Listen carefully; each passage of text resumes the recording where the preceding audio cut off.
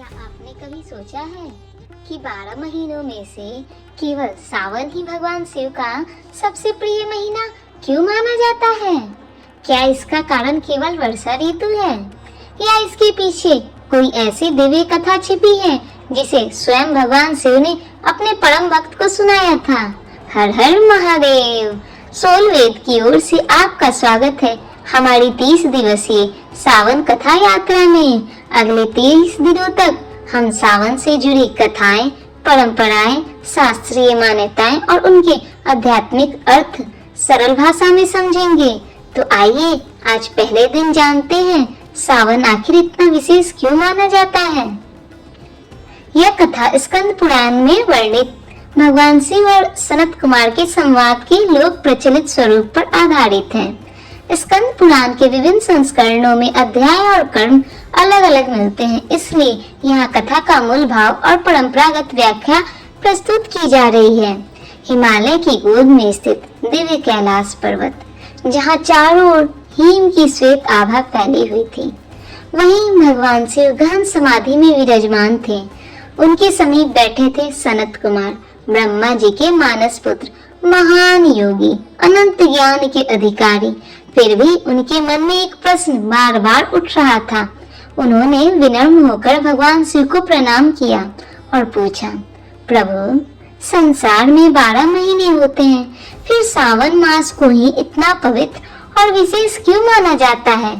भगवान शिव मुस्कुराए और उन्होंने कहा, हे सनत कुमार, सावन मास को अनेक परंपराओं में मेरी और आदि शक्ति की उपासना का विशेष समय माना गया है।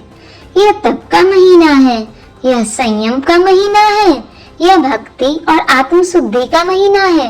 फिर शिव जी ने आगे कहा, इस महीने की पूर्णिमा प्राय श्रवण नक्षत्र से युक्त होती है, इसलिए इसका नाम श्रावण पड़ा।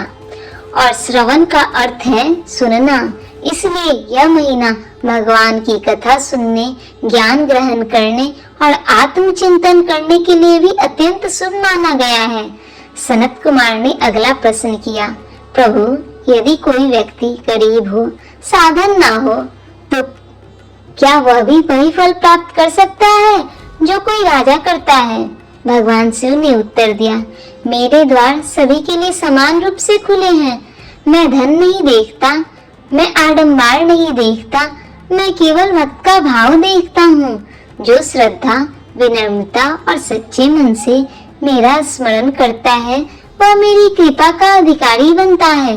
शास्त्रीय परंपराओं में श्रावण मास को उपासना, जप, व्रत, दान और आत्म संयम का विशेष समय माना गया है। मान्यता है कि इस महीने श्रद्धा पूर्वक की गई शिव भक्ति साधक के आध्यात्मिक कल्याण और पुण्य वृद्धि का कारण बनती है। सावन हमें केवल पूजा करना नहीं सिखाता, यह हमें भीतर से बदलना सिखाता है। आज की भागदौड़ भरी दुनिया में हम अक्सर सोचते हैं भक्ति करने के लिए बहुत समय चाहिए, बहुत साधन चाहिए, बहुत नियम चाहिए, लेकिन इस कथा का संदेश बिल्कुल अलग है।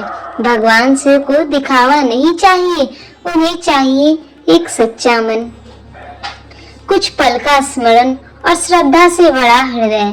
यदि दिन भर में आप केवल कुछ मिनट भी ईश्वर को दे पाते हैं, तो वही आपकी सबसे बड़ी साधना बन सकती है।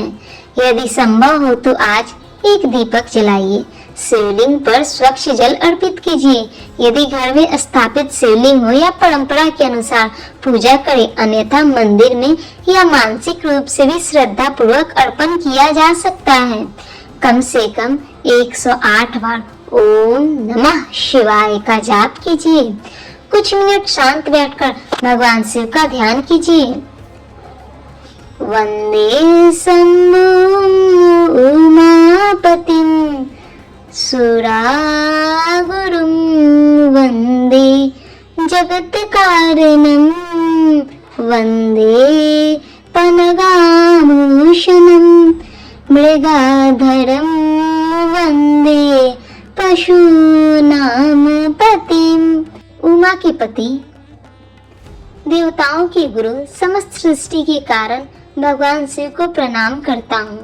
जो सर्पों को आभूषण की भांति धारण करते हैं, हाथ में मृग धारण करते हैं और समस्त प्राणियों के स्वामी हैं, ऐसे भगवान पशुपतिनाथ को बार बार नमन। कल की कथा में जानेंगे सावन की हर तिथि का अपना अलग आध्यात्मिक महत्व क्यों माना जाता है और क्यों सोमवार, प्रदोष, नाग पंचमी तथा अन्य तिथियां इस महीने में विशेष मानी जाती है। यदि आप सावन की पूजा, विधि, मंत्र, व्रत, कथाएं और शास्त्र सम्मत जानकारी सरल भाषा में एक स्थान पर चाहते हैं तो सोल वेद की विस्तृत पूजन मार्गदर्शिका आपकी सहायता कर सकती है। यदि यह कथा आपको अच्छी लगी हो तो वीडियो को लाइक करें, अपने परिवार और मित्रों के साथ शेयर करें और ऐसी ही शोध आधारित सनातन कथाओं के लिए सोलवेद को सब्सक्राइब करना ना भूलें। हर हर महादेव, ओम नमः शिवाय। कल फिर मिलेंगे सावन कथा के दूसरे अध्याय के साथ।